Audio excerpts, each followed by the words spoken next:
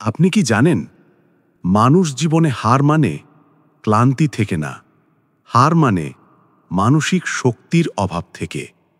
একটা সময় আসে যখন আপনি চেষ্টার পর চেষ্টা করেন, কিন্তু মাথার ভেতরের সেই একটাই কণ্ঠ আপনাকে বলে এতে আর কাজ হবে না।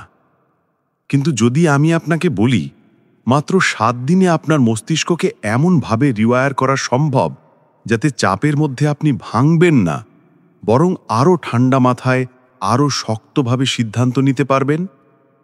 এটা কোনো মোটিভেশনাল কথা না। এই কৌশলগুলো ব্যবহার করা হয় নিউরোসায়েন্টিস্ট, মিলিটারি ট্রেনিং আর হাই পারফর্মারদের ব্রেন ট্রেনিংয়ে। আজ ভয়েস বুক বাংলাতে আমি শেয়ার করব এমন 7টা বৈজ্ঞানিক কৌশল যেগুলো প্রতিদিন কয়েক মিনিট করলেই আপনার ফোকাস, আত্মনিয়ন্ত্রণ আর মানসিক শক্তি নতুন লেভেলে নিয়ে যাবে। কিন্তু একটা শর্ত আছে, এই ভিডিওর শেষের দিকে টেকনিকটা স্কিপ করলে পুরো ভিডিওর আসল শক্তিটাই মিস করবেন। তাই ভিডিওটা শেষ পর্যন্ত দেখুন। চলুন শুরু করি দিন 1 থেকে। দিন 1, শান্ত এবং ধীর লয়ে। মনকে শান্ত করতে 10 মিনিটের মেডিটেশনের চ্যালেঞ্জের প্রথম দিনেই আমরা আমাদের অস্থির মনকে একটু বশে আনার চেষ্টা করব। আজকের কাজ খুবই সহজ, মাত্র 10 মিনিটের জন্য মাইন্ডফুলনেস মেডিটেশন করা। ভাবছেন এতে কিভাবে মানসিক শক্তি বাড়বে? বিজ্ঞান বলছে নিয়মিত মেডিটেশন আমাদের মস্তিষ্কের সেই অংশকে শক্তিশালী করে যা মনোযোগ, সিদ্ধান্ত গ্রহণ এবং আবেগ নিয়ন্ত্রণের জন্য দায়ী। যখন আপনি মেডিটেশন করেন, আপনি মূলত আপনার মস্তিষ্ককে বর্তমান মুহূর্তে স্থির থাকতে শেখান। এর ফলে অপ্রয়োজনীয় চিন্তা আর উদ্বেগ থেকে মুক্তি পাওয়া যায়।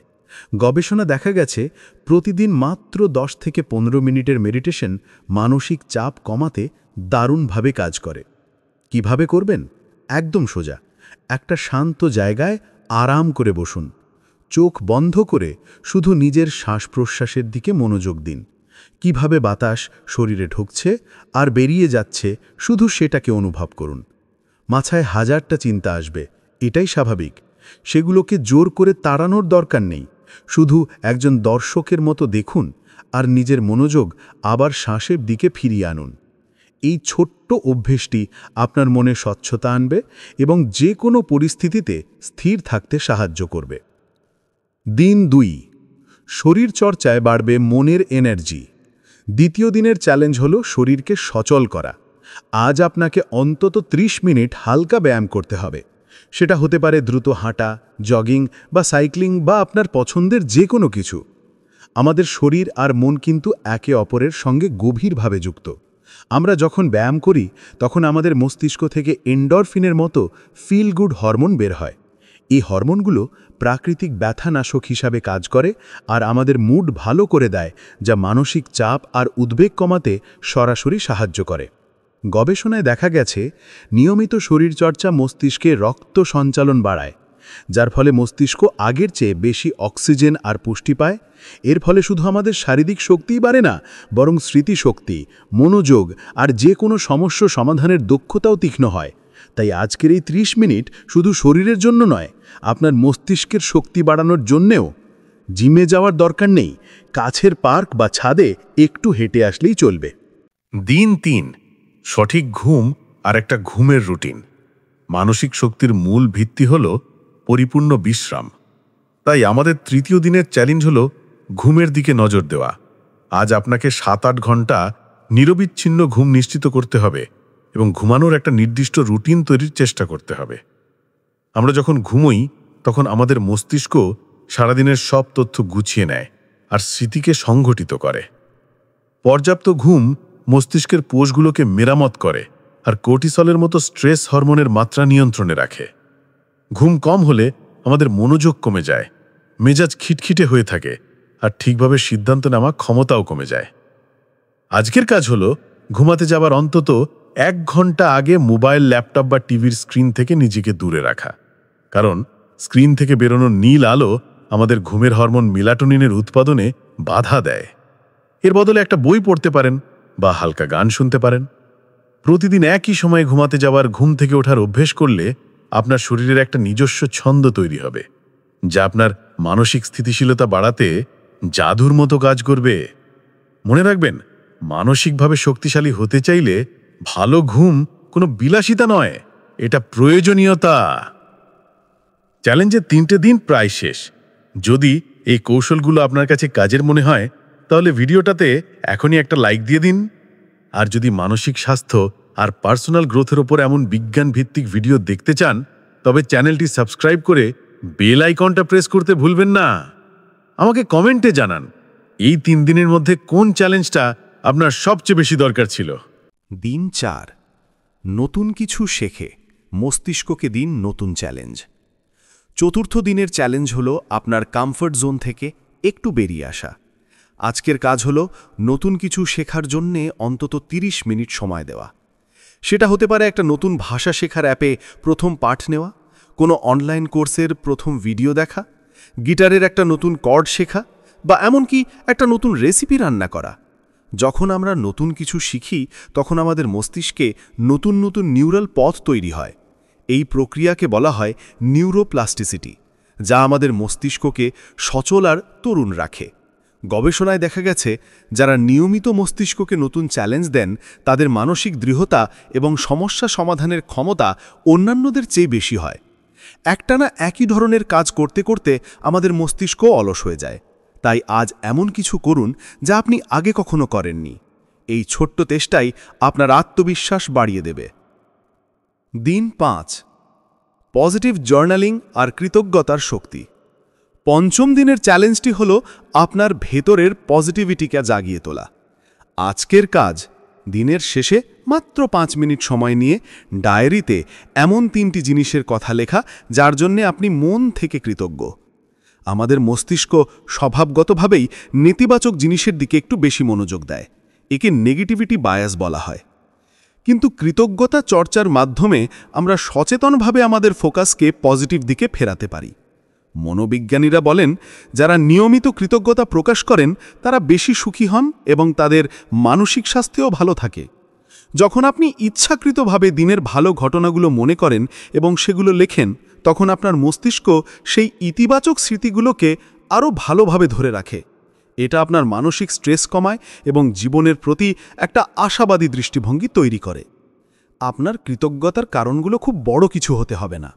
যেমন আজকের সকালের চাটা দারুণ ছিল, কোনো এক বন্ধুর সাথে মন খুলে কথা বলতে পেরেছেন, অথবা আপনার পছন্দের একটা গান শুনেছেন। এই ছোট্ট অভ্যাসটি আপনার মানসিক শক্তিকে ভেতর থেকে মজবুত করে তুলবে। দিন 6, ডিজিটাল দুনিয়া থেকে একটু বিরতি। ষষ্ঠ দিনের চ্যালেঞ্জটি হল ডিজিটাল দুনিয়া থেকে কিছুক্ষণের জন্য ছুটি নেওয়া।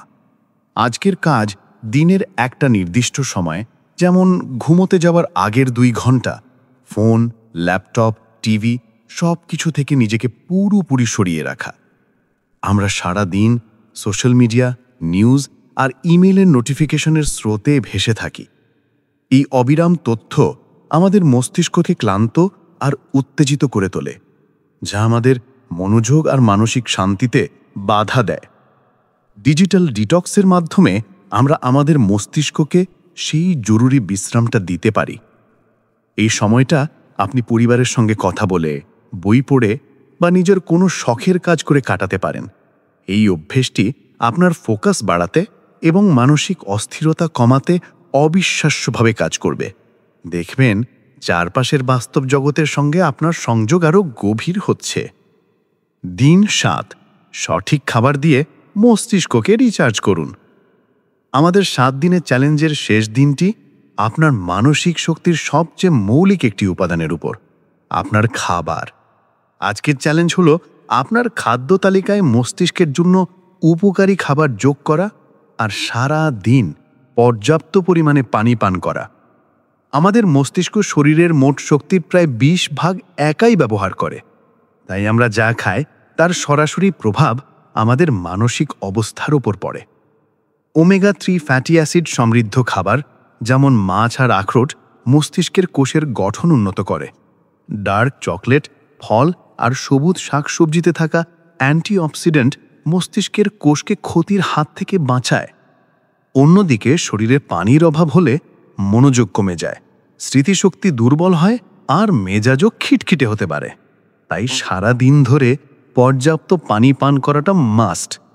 আজকের দিনে চেষ্টা করুন ফাস্ট ফুড এড়িয়ে চলতে আর আপনার প্লেটে ব্রেন বুস্টিং কোনো খাবার যোগ করতে। এই স্বাস্থ্যকর অভ্যেসটি আপনার মানসিক আর শারীরিক উভয় শক্তিকে এক নতুন লেভেলে নিয়ে যাবে। উপসংহার। আর এভাবেই শেষ হলো আমাদের 7 দিনের মানসিক শক্তি বাড়ানোর চ্যালেঞ্জ। আপনি যদি এই 7টি দিন জেনছড়া মেনে চলে থাকেন, তাহলে নিজেকে একটা ধন্যবাদ দিন, কারণ আপনি নিজের মানসিক স্বাস্থ্যের উন্নতির জন্য একটি অসাধারণ পদক্ষেপ নিয়েছেন। আমরা এই যাত্রায় মাইন্ডফুলনেস দিয়ে মনকে শান্ত করেছি, শরীর চর্চা দিয়ে এনার্জি বাড়িয়েছি, পর্যাপ্ত ঘুম দিয়ে মস্তিষ্ককে বিশ্রাম দিয়েছি, নতুন কিছু শিখে মস্তিষ্ককে সচল রেখেছি, কৃতজ্ঞতা প্রকাশ করে পজিটিভিটি বাড়িয়েছি, ডিজিটাল দুনিয়া থেকে বিরতি নিয়ে ফোকাস ফিরিয়ে এনেছি এবং পরিশেষে স্বাস্থ্যকর খাবার দিয়ে মস্তিষ্ককে সঠিক পুষ্টি দিয়েছি। এই চ্যালেঞ্জটা হয়তো 7 দিনের, কিন্তু এর আসল সুফল আপনি তখনই পাবেন যখন এই অভ্যাসগুলোকে আপনার জীবনের অংশ করে নেবেন। রাতারাতি হয়তো পাহাড় সমান পরিবর্তন আসবে না, কিন্তু আমি গ্যারান্টি দিচ্ছি নিয়মিত চর্চার মাধ্যমে আপনি নিজের মধ্যে একটি গভীর এবং স্থায়ী পরিবর্তন অনুভব করবেন। আপনার মানসিক শক্তি বাড়বে, আত্মবিশ্বাস ফিরে আসবে এবং জীবনে যে কোনো চ্যালেঞ্জ মোকাবেলা করার জন্য আপনি আগের চেয়ে অনেক বেশি প্রস্তুত থাকবেন।